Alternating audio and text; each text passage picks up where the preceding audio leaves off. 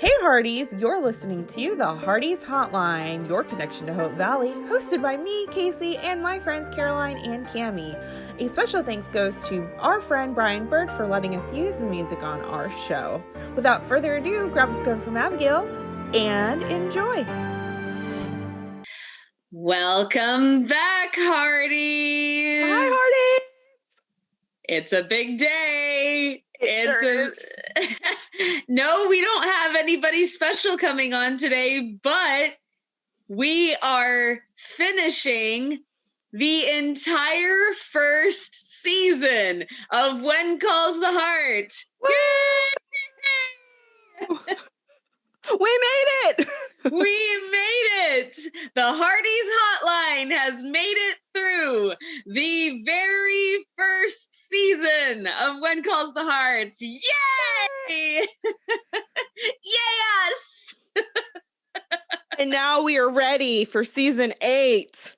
All right, now let's get into the season finale of season 1. Ooh. Yeah. Season 1, episode 12, Prelude to a Kiss. Oh, man. The title just, the Hearties, title we're going to need a says it. mop. We're barely 5 minutes into this, and we need a mop. Clean up. Clean up on aisle C.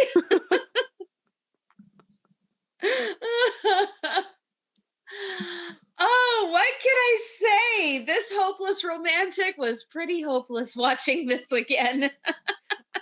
I too squealed, but we'll get into that when we get to there. That. Okay, good. We have All a few right. things to knock out of the way first. Yeah, we'll get the vegetables over with. Then we'll come to dessert. All right. So first, the summary. Bill Avery continues his investigation into the mine explosion with help from Jack. A budding romance grows between Bill and Abigail. Elizabeth struggles to make a decision about the teaching offer. Yeah, that's putting it lightly. All right.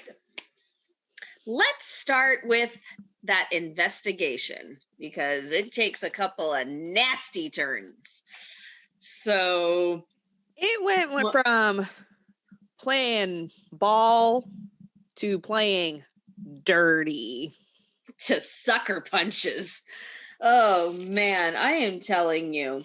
So the first scene that we see in this episode is Jack and Bill are in the mine again, and it says that, and Bill says that there was an excessive level of methane in the shaft. And Jack comes to the conclusion those men were walking into a death trap. Mm-hmm. That, number one, I'm very impressed that they can tell all of that from fragments. Mm-hmm. You know, especially in 1910. I don't know how that works, but I'm not in charge of that, so I just take their word for it. But there's got to be something so haunting about going in and finding the cause of death, especially for so many. Yes. I mean, it's almost like the walls were echoing with their voices. This is what happened. This is what happened. It just, it was a very eerie feeling. It is. It's a very eerie feeling. And then, of course, Gowen has no sympathy for the situation whatsoever, because when Adam Miller, shout out to Chad Willett, when Adam Miller reappears and starts talking very openly, you know, he doesn't open up his feelings per se, but he really puts himself out there. He says, when I lost my leg, I thought I had lost everything. And, I was like, oh my gosh. Well, Because, it was nice to see Adam's character grow too, and grow in his continue on his cycle of grief. Like yes, you're because finishing that up because he was we left him right when he was at the start of his journey of acceptance. Mhm. So yes, I completely agree with you. So Gowen spoils the whole mood by, well, I mean, first man's such a snake. He weasels his way in saying that the company is going to make a sizable donation. And then he has to go and spoil it all by saying a magnanimous gesture would be to donate the entire amount needed plus money for Mr. Miller's labor. But our reserves are tied up in this frivolous investigation. I'm like, oh, you. It's like he's like, here's my knife. Here's me threatening it. And by the way, one of you in the crowd, I'm about to stab you in the back and twist. Oh. I was so angry with Gowen. I couldn't even write anything in my notes because I was just so angry with him. All I wrote was Gowen with 3 exclamation marks, because had I had the energy to write out my feelings, it would take a long time because I was not happy with Gowen. I know. I couldn't. I was trying to write everything, but I'm like, I'm so mad right now. And he is an emotional, manipulative person. He is an emotional manipulator. Yes, that is exactly what he is. And then, so first he goes just insulting people with the investigation, calling it frivolous. And of course, Abigail is brave enough to say no investigation is frivolous when 46 men are dead. And Abigail is probably one of the only ones that's brave enough to fight, because if you think about it, it makes sense. Every other widow there that we know that has been a major player, they all have children. Mm-hmm. Florence has 3 children that we don't see. It's mentioned early on. Right. Molly has Rosaline. Kat has the 3 kids. They can't afford. Dottie Ramsey has her son. At least 2, I think. But she's also still married, and she's the mayor's wife. But all of the other widows have children, and they can't afford to lose themselves for their children. So if they lose and they're sent to prison, or they're sent off, or their money is taken, or whatever the case may be, they can't afford that. So I don't blame them for not wanting to necessarily be the one to start digging for the information, the scandals and all of that. Abigail it's only her. I mean, she has Elizabeth, but Elizabeth can be taken care of. She has Elizabeth is a grown woman. Her family. But Abigail she's by herself. She has literally she doesn't have much to lose, in a sense of like, she doesn't have to worry about providing food for her children or anybody else. I mean, yes, she will lose her livelihood. She would have to move she'd have to go somewhere. Yeah. But she is the best person out of those widows to fight Gowen. Yeah. Is he done? Oh no, he's not done. He goes even further because Abigail is standing up there all by herself, bless her heart. And now her integrity has been called into question. I loved Elizabeth's face right there because everybody's looking at Abigail. What? But Elizabeth knew that there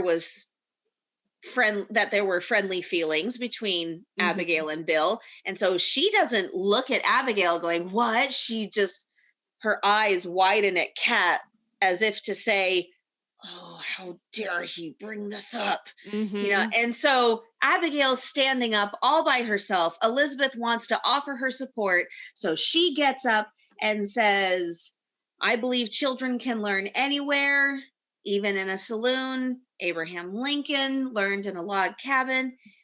So then Gowen has to bring everybody down to bring himself higher. And so he says, well, I don't think your replacement will feel the same way. Aren't you leaving us? And so now you have the entire room against Abigail and mad at Elizabeth. Not to mention the only reason why he did that is because she's friends with Abigail and she's standing up for Abigail. Like, he was going to expose her being Elizabeth, but he was probably waiting for the right moment. Oh gosh. And then, so it's not enough that we are taken for a ride in this investigation on an emotional level. Now it's a physical level because Bill gets jumped. And we know who sent the cronies. We know who the cronies are. And it's... So it takes it to a whole new level because now there's physical harm. Yeah, and they must be getting paid really well. Really good bonus in that check for that month. Bill certainly does make light of it by saying, the lengths I'll go to get you to make a fuss over me. At least he's looking at the bright spot of the situation. He sure is. Like, well, I got beaten up and left there, but Abigail's fussing over me. Of course, she's about to sew me up and that'll inflict pain, but I have her undivided attention. Oh boy, their relationship, that takes a quick turn too. Oh my gosh. It's very, it is. It's sad. It's sad the way that it takes such a quick turn. And then it takes a quick turn back, and then they do a U-turn back around the bend, and then it's never there again. Mm-hmm. And I'll be the first to say I loved Frank. I thought Frank was awesome. But there really was something, and I didn't mind Frank because Abigail and Bill were over. Oh, yeah. Yeah, but I really did think that Abigail and Bill were cute. I really did. They do. It's with this episode, the way it ends with Abigail going into Bill's room to find the list, and then she sees the picture with his wife and son band. And his wedding band. Yeah, that's... I was very, very, very tempted to click next episode, but I must don't do it. Yes, save it. Even though I know it's coming, but again, it was just one of those moments where I was you've got to save it for May. Why? I remember watching this for the first time, and remember I was pregnant when I watched it for the first time, and just seeing the picture and the ring, I went, oh, no. It was beyond my thinking that Bill could be such a cad. I was like, no, there's no way. Yeah. Yeah, I was the same way. I was like, they've got to be dead. Like, he's got to be a widower. He has to be a widower. He has to be. A fresh widower. Like, his wife and son passed away like 3 months ago, and he's not ready to talk about it, which is why he hasn't told that to Abigail, which is also why he's not the ring. I'm justifying it in my mind because I was such a big fan of Bill watching this. Yeah, I know. And this is also the reason why the first time around I did go ahead and binge the next season, because I have to know what happened. So did I. Abigail, I do have to say, Abigail was very quick. You know, I mean, we don't see that play out in this episode, but we see the anxiousness in her eyes. We see the we see the fear, we see the anxiety, we see the shock, and we see her become very disheartened all in 1 second. Yeah, I love what Elizabeth said. She said, speaking of setting fires, is it my imagination or do you get prettier every day? You know, it's just, Elizabeth sees it. And Elizabeth is not only sees it, but she acknowledges it.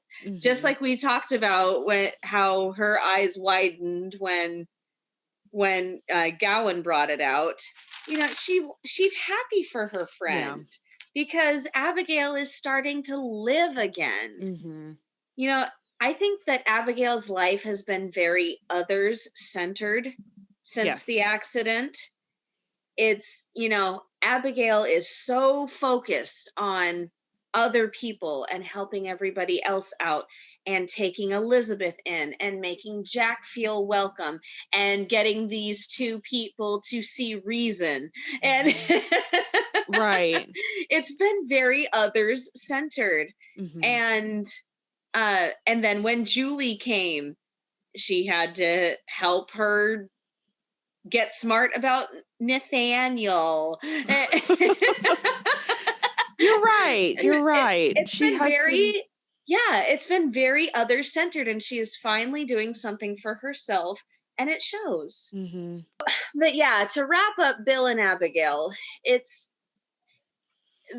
this is where things get bumpy for the two of them. And it's sad because things have not exactly been smooth sailing for them in the past 2 episodes, but it was smooth sailing with the two of them personally.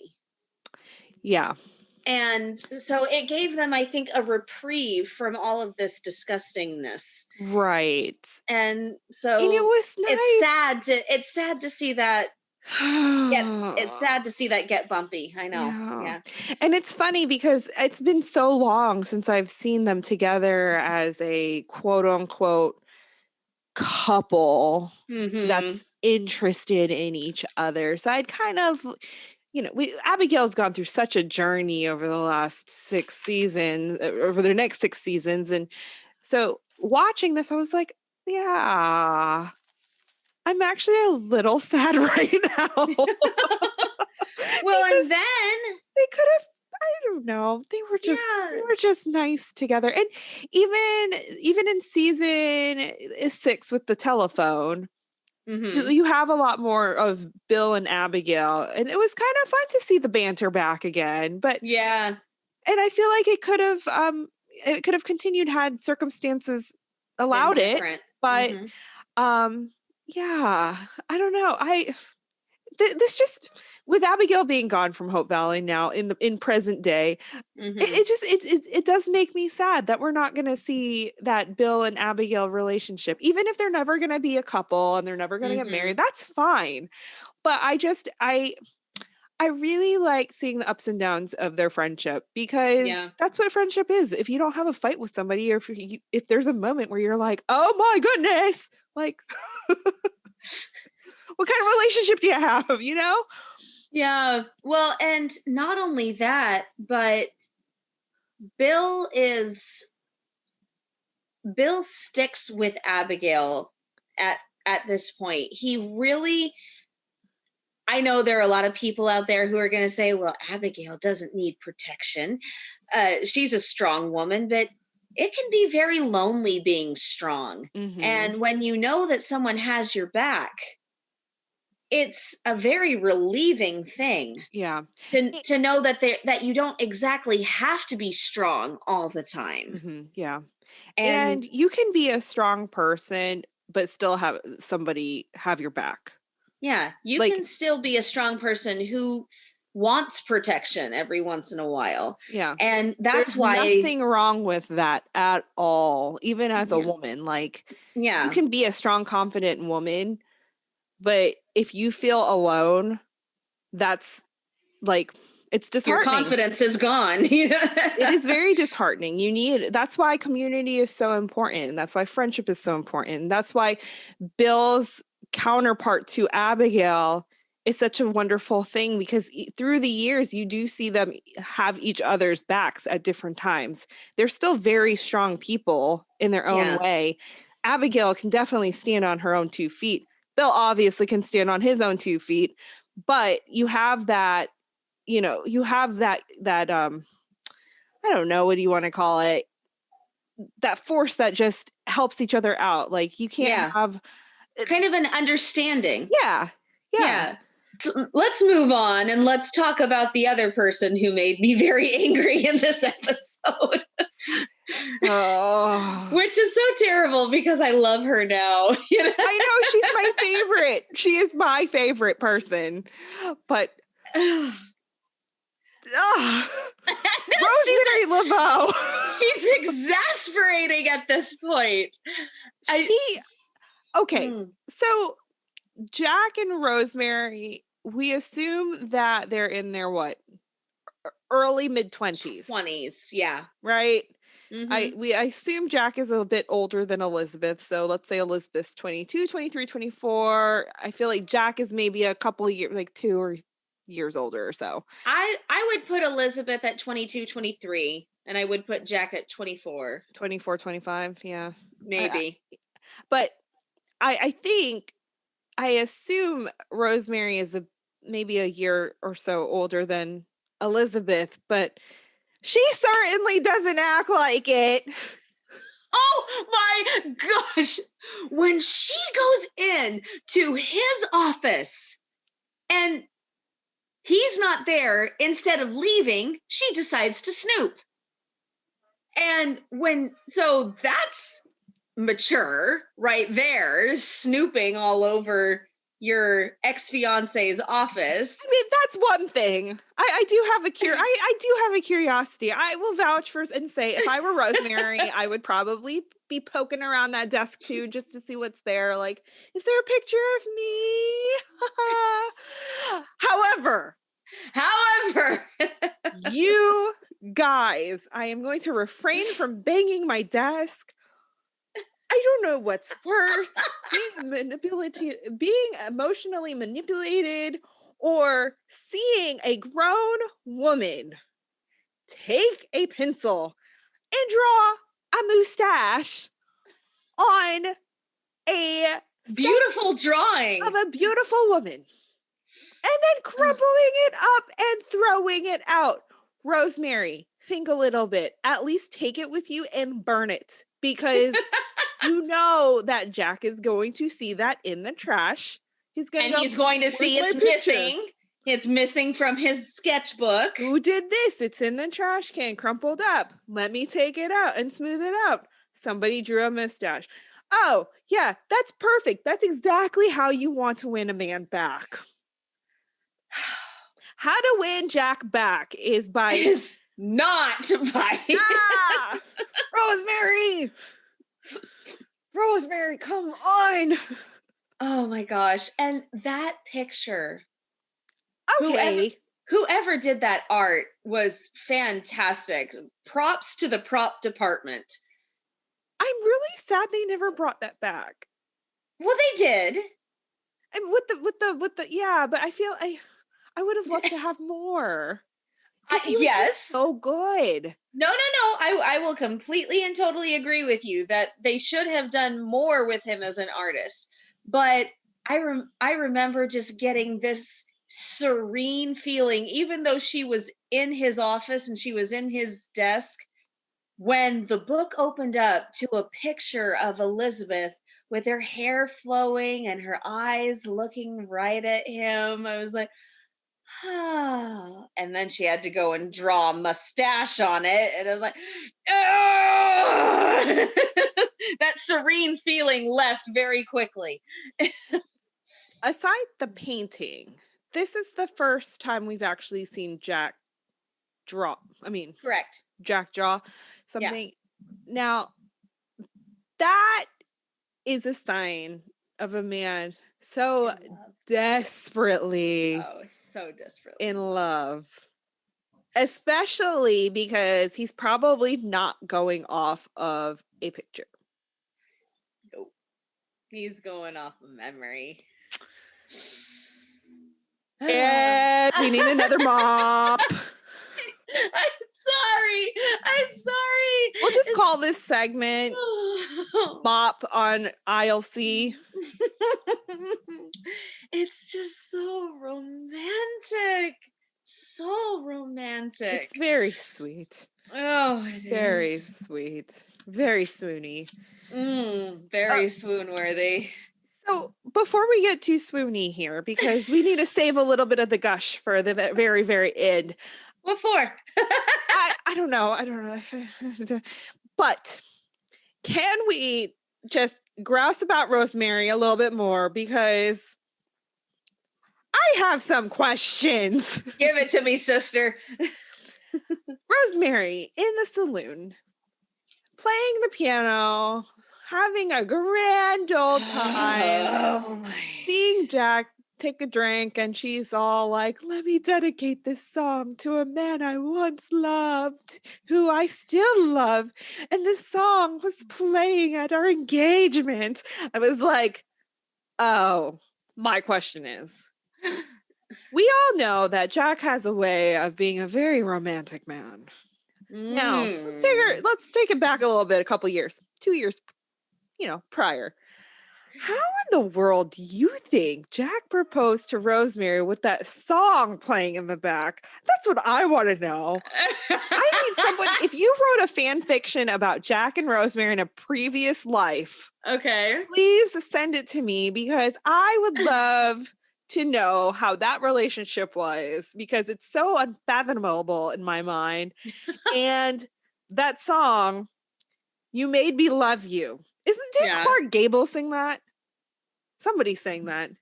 Not Clark Gable. Yes, a radiant 15-year-old Judy Garland sang You Made Me Love You to a photo of Clark Gable in Broadway Melody of 1938. Anyways. I'm just glad that Clark Gable didn't sing that. Oh, man. So, my personal thoughts, just off the top of my head, I would imagine Jack doing something much the same way as he did for the dinner for Elizabeth. I would imagine that he arranged a beautiful dinner, and that he stood at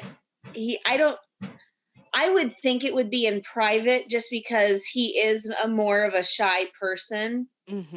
He may have done it in front of a crowd because that's the way she wanted it. I was going to say, I feel like, yeah. She may have complained if it wasn't as public. But either way, alone or in public, either way, probably arranged a beautiful dinner and then requested to have the song played, and then stood up and danced with her, and then dropped to his knee and proposed. That's how I see it. I could dig it. I can see the dinner thing. It makes sense as to why somebody would be singing You Made Me Love You. Yeah. It fits too, because she made him love her. Yeah. So that song fits, and it's kind of torturous to imagine. because I don't want it that way. Another thing with Rosemary. Okay. That is actually, this is the first time we see Rosemary a bit more vulnerable. A bit, yes. In her feelings. And she and Jack talk. They actually have an adult conversation. An actual conversation, yes. And this is the conversation I'm talking about, is when right after the song. Right. After the song, and Jack says, your presence can sidetrack an army. One thing that stood out to me, there's actually two things, is Rosemary says to him, the only thing that's felt real is you, which goes to also show you how much of a fake world she's been living in. Yeah, she's been living in an artificial world that's very theatrical and very, very, probably very much in her imagination. Yes. Uh-huh. Which is also very, almost a lot like Julie, just very different. They're both Oh, yeah. living in these like weird alternate universes. Wow, Kaycee, you're brilliant. Yeah. Well, I just thought of that. Yeah. But they're so different from each other. The characters and the way that they're living, and Julie's stuck in the clouds and everything's romance, and Rosemary is stuck in this alternate universe of drama. And yeah, there's a difference between being stuck in an alternate universe and being stuck in the clouds. Yeah. So, yeah. So that's one thing that stood out. The other thing that stands out, there's a foreshadowing moment here. Ooh. It's when she says to Jack, she says, have you told her all of this? Have you told Elizabeth how you're feeling? Jack says, no, not really. And then she says, until you do, I'll maintain a shred of hope. Isn't that what Coal Valley is all about? Is all about hope. I heard that. Yeah. Foreshadowing of things to come. Oh, I'm telling you. And one other thing I'll add about Rosemary, the way that she chooses to tell Jack that she's backing off, it's such an actor thing to do.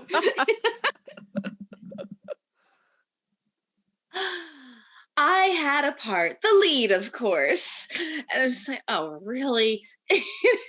And instead of saying, I'm not going to get in the way, I'll back off, you and Elizabeth be happy together, she says, I played a woman who was in love with someone else's man. The role never suited me. Like, I accept your apology. Oh dear. And then, of course, we think that means sayonara Rosemary. And the very, very last scene, Elizabeth is trying to make peace. She's trying to part with her as friends. And she's staying. Yay! Yay! Oh my gosh. At this point, we are not happy about that. We become so happy about that. But of course. We can't imagine this place without Rosemary. No, it would not be the same without Rosemary. It's a great thing that things worked out the way they did, because Pascal has said in the past that she thought it was a 2-episode arc and that was it. Like, and then she read the script and says, oh, I guess they think I'm staying. And, I mean, for an actor, when a show is canceled and you've had that steady job for so long, even if it's not a really long run, if you've had steady work for a while and then all of a sudden it's gone, it can be very disconcerting. And so for her to be able to go from one steady job to another steady job and to become so many people's favorite character, I mean, we just adore her. I am always drawn to characters that have this growth.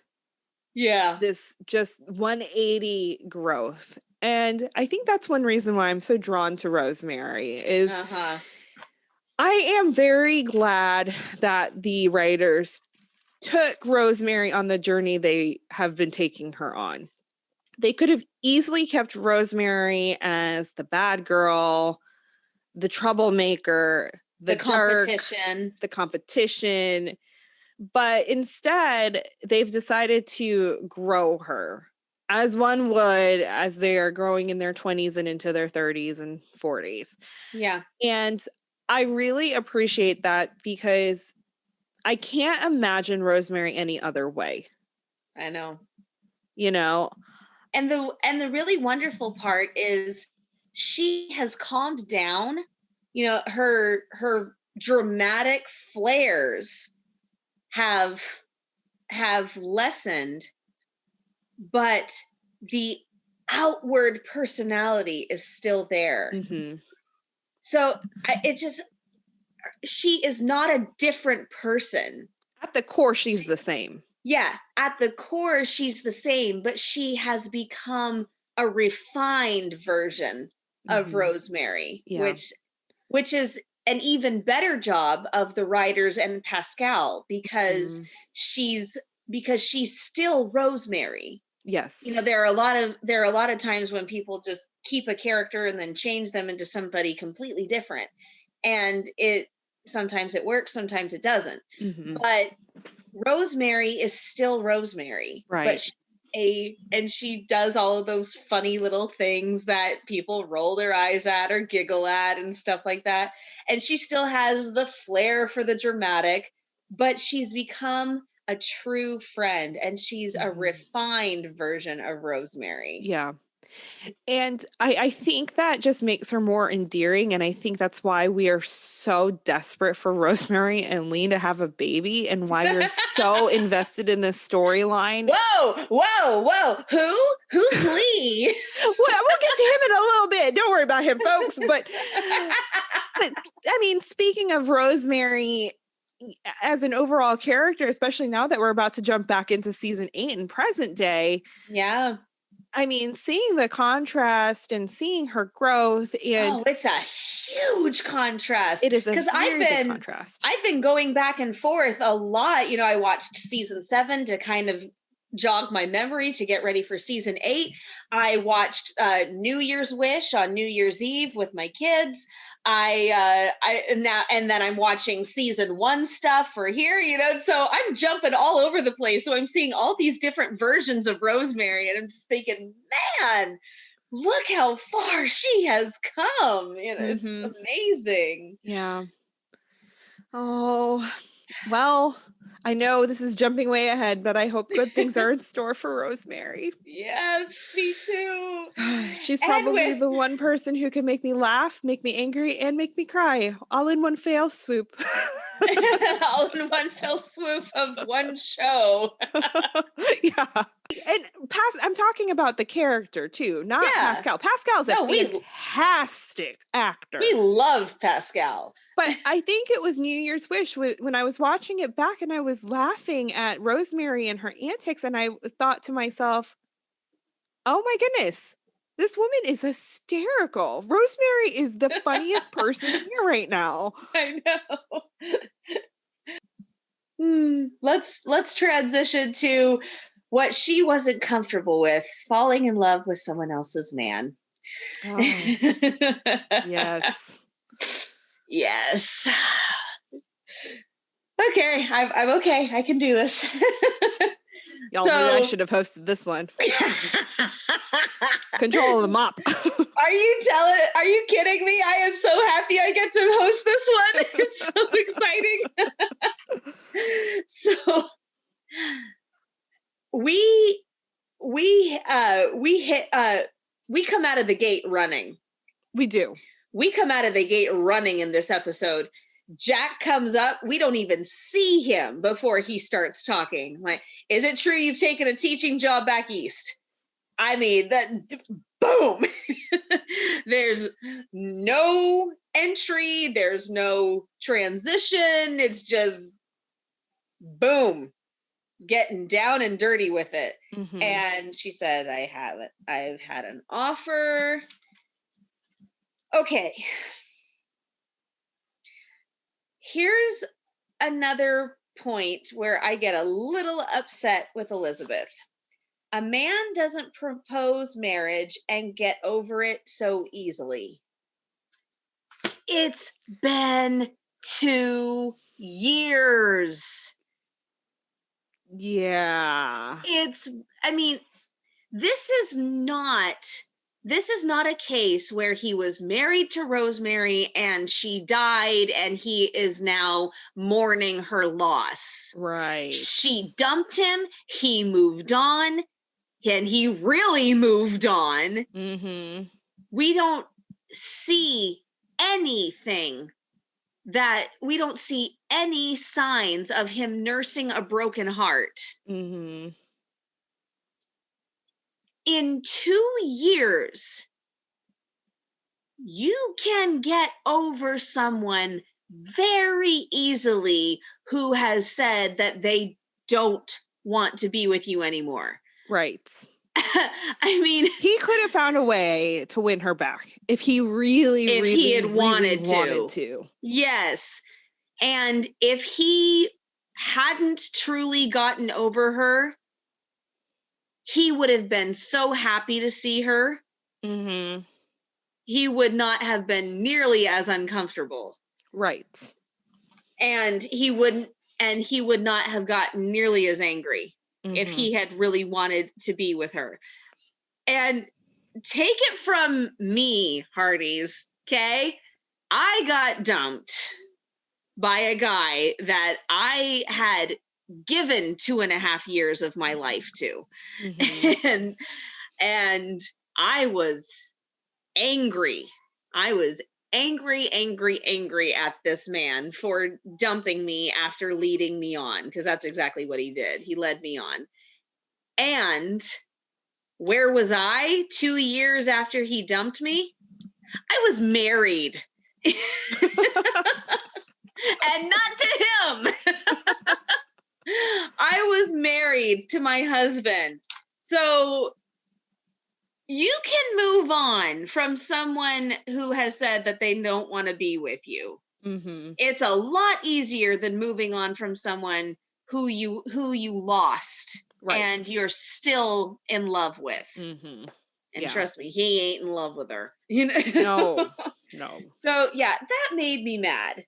That made me mad when she said, a man doesn't propose marriage and get over it so easily. I'm like, it's been a while.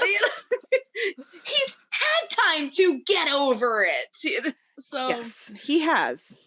Can we talk about that drawing first, though? I really thought it was an octopus.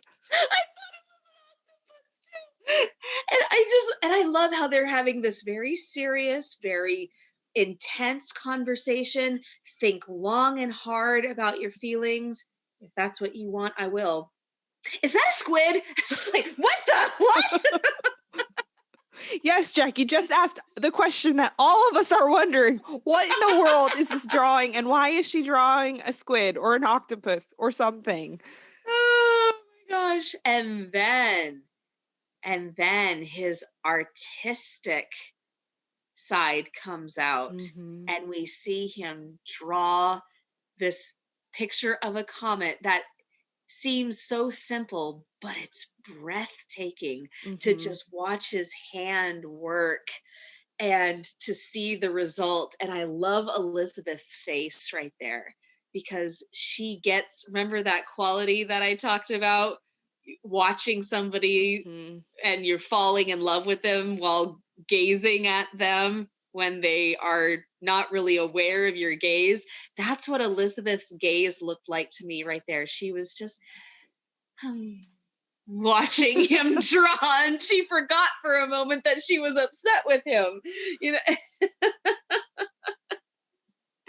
And then, of course, I could add a constellation if you like. How about you remove a constable? I was like, okay, well, now we're back to normal. You know? We're back to the banter. We're back to that. Oh my gosh. So now let's skip to, oh gosh, I love this scene. Let's skip to when Jack comes back from hitting the trail of the two goons. Trail goes cold. He comes back. And may I just point out who was up waiting for him? And who is nowhere to be seen? Thank goodness. Bless. I remember I was waiting for her to just show up out of nowhere because that's how Rosemary is. She just pops out of nowhere. But my goodness. But seriously, dig a little deeper here. She is nowhere to be found. Yeah. Does she really care that much about him, or does she just want a conquest? Right. Does she just want to go back to something that's familiar? But Elizabeth is sitting there in the middle of the night, as Jack pointed out, waiting for him to make sure that he came back safely. And there is no sign of Rosemary Laveau.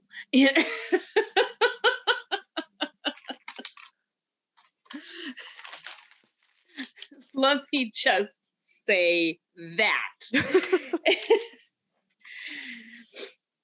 And of course, she tries to cover it. Actually, I was just waiting for Halley's Comet. Halley's Comet. Do you know how many times I've heard that excuse? You and us both, Jack. Yep. Oh, man. We know what sister's sitting there for. She's looking for you. She's waiting for you. And Daniel Lissing has this coy little smile that is just so endearing when he gets it on his face. And when he kind of goes up to her and his head's kind of down, he's looking up at her a little bit and saying, "You worried I wouldn't?" I was like, okay, I'm gone. I'm gone. I'm dead. She's melted into a puddle, folks. I have melted into a puddle. And okay, all of your talk about this town. We have another town talk. We sure do. This town needs you, Elizabeth. Not just this town. Today, when I was watching, there was a moment where I squealed. The support you? It was the when he walks into the classroom. Oh my gosh. Take a walk with me. And there it is. And I'm gone. I wrote in my notes. Eek! Because that was definitely me when he walks in and says, "Elizabeth, take a walk with me. Is there a reason for this walk?" And I was like, there is. Yes, there is. I love that line. I think that "take a walk with me" is probably one of my top 10 lines regarding Elizabeth and Jack in the series. Absolutely. Oh my gosh. There's so much in there. We go back. It's another thing that they go back to. I love the full circle moments. That's what I was just going to say. It has become so meaningful because they brought it back, and they brought it back word for word. And it just means that going back and watching the first time it happened means so much more. And oh my gosh. So sweet. Oh my gosh, it is. And I love how they're bantering on their way on their way up to the hill. Yeah. They're talking about random things, and you can almost tell in Elizabeth's voice that it's like a nervous cover-up. She's just spouting off these random facts because she's very giddy. Yeah, you can tell she's very giddy and talking about James Buchanan, and you're like, there's no reason to be giddy about talking about some bachelor president. It's true. And it's so interesting that, number one, who knew that historical facts could be so romantic? But number two, it shows that he has fulfilled his promise. Yeah. You know, he has done some soul searching, because he told Rosemary that, but he didn't tell Elizabeth that. And he has done some reflecting and some reading. I don't know why reflecting on a relationship would take you to a historical book about American presidents, but whatever. But he's been doing reflecting and reading, and he brings up that the reason why Buchanan, or at least a good reason why Buchanan made so many bad decisions, was because he didn't have a woman at his side. I like that reason much better than that he was a Confederate sympathizer. Like I said, who knew that historical facts could be so romantic? Who knew? Who knew? And okay. Are we getting to the next? Are we getting to the line where he says, Yes. "You're the one. You're the only one. Oh my God. Don't go." Oh my gosh. When he said, "Don't go," yeah, but he hadn't even kissed her yet, and I was losing it. Between "you're the one, you're the only one," and "don't go," I was just like, my heart's pounding right now just thinking about it. And so me watching this for the first time and just discovering level upon level, peel upon peel, layer, that's what I meant. So just level upon level, layer upon layer, how much I am loving this show. And then we get to this part and he says, "You're the one, you're the only one. And I said I would support you, but don't go." I'm just like, oh my gosh. Yeah. I was like, and I'm staying. And that's it. You need to not convince me anymore. Is there anything more romantic to a single woman who is desperately in love with a man to hear that man tell her that he can't be without her? I don't think that there is anything else besides "I love you" that we would love to hear more. Oh. It's so sweet. And then Oh my gosh. So long. We waited an entire season for this. I know. Of course, you and I binge watched the season, so we had to wait very little time. Yeah, but... I waited maybe like 12 hours. But which felt like an eternity. I know. I don't know exactly how long it took me, but it didn't take me more than 2 or 3 days. Yeah. So, we finally get a Jack and Elizabeth kiss. And... Hallelujah. Cue the angel music. Cue the angel chorus. Okay, and not only did we get a kiss. Oh, it was a kiss, man. Perfect. The result was worth it because that kiss was so perfect. Mm-hmm. The only thing that could have made it more perfect was if she had released a tear or two. That's the only thing that could have made it more perfect in my mind. Because I disagree. I think it was perfect the way it is, but to each their own. No. Listen to me. I said it was perfect. The only thing that could have made it more perfect was that maybe she released a tear or two. It was perfect the way it was, but it could have gone up a notch in perfection for me if it had maybe released a tear or two. Anyway, I think that would have been a little over dramatic, melodramatic. I think so. Just a tiny little tear. Yeah, a Hallmark tear. A Hallmark tear. There are no tears in Hallmark, Cammie, to quote someone else. Oh my goodness.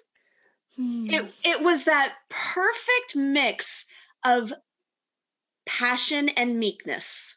Mm-hmm. That's a good way to put it. Yeah. Yeah. It was the perfect mix of passion and meekness.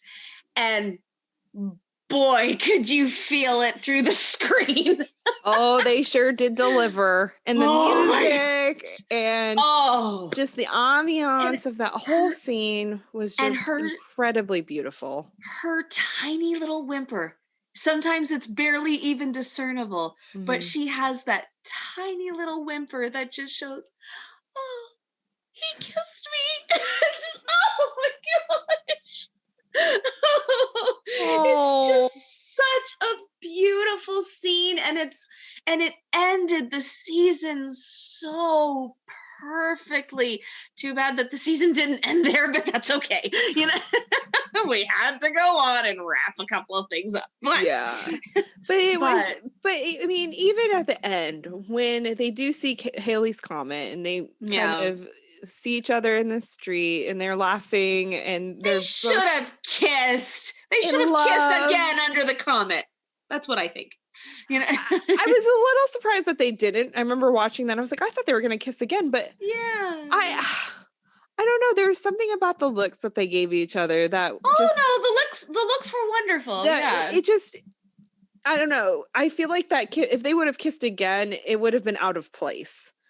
Just because there's so many things going on and we've already quote unquote, we've wrapped that up. We're also talking about other things that are happening, including like the students, Halley's Comet, Abigail, Gowen, etc. So I feel like it would have, if it were a movie, I think it would have been a nice ending with, kissing the comet. Right. But with this being a series and this being an episode, I feel like it would have been, it's just a little out of place because you have to continue, you have to keep the momentum going, I guess. Do you find it funny that right after they kiss, the very next thing we hear is, and so I have resolved to make this place my home. It's like, yeah, I would too after that. Oh. After that kiss, I would resolve to make that place my home too. Yep. After hearing a man like Jack Thornton tell you you're the one, you're the only one, don't go. It's just like, okay, whatever you say. And I'm staying. Uh-huh. Oh boy. What a way to end. Oh, what season a way 1. to end season 1. Oh man, now if I can get my heart to slow down, then I'll ask you your trivia. Yeah, and what a way to segue into season 8. Where hopefully we're gonna get another kiss. Word on the street says. Word on the street? We are getting a kiss. We're getting a kiss. We're getting a choice. We're getting a lot this season. We just have to be patient. All right, trivia. Let's go. Okay. What is Rosemary's very first line in this episode? Oh, my word. I will give you a hint. She interrupts Elizabeth's lesson. I know. She's coming down the stairs and she says something. Hold on. What a sad look of students. I'm sorry, I overslept. She does say those things, but they're really not the first. But no, she does apologize. Does she apologize for saying, "I'm sorry, I interrupted your class because I overslept"? I think she said, "Forgive me." What's the very first thing she says? Oh, I have no idea. Why not a woman? Oh, that's right. Because Elizabeth says going into space. Can you imagine a time when a man could go into outer space? Mm-hmm. Why not a woman? I remember just rolling my eye. I'm like, really? Go away. And then, right there's like, I've never seen such a sad looking audience. I'm like, those children were spellbound and they had just been talking about their fathers. So they're going to be a little down. But then Elizabeth said, can you imagine a time when a man could go into outer space? Those children, they weren't sad looking. They were spellbound. So be quiet, Rosemary. Okay. What is the name of the company lawyer? Oh, stink. I did not write it down. Mr. Somebody, Mr. Richardson, Mr. John. Mr. Richardson was the Pinkerton, darling.